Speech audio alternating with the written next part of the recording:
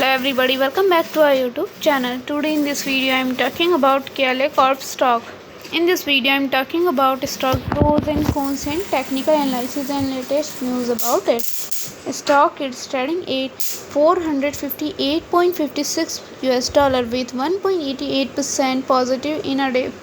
We can easily see stock was volatile for a day. The volume of stock was recently at all-time high, so the fundamental stock is better for today. Before buying and selling the stock, please consult your financial advisor.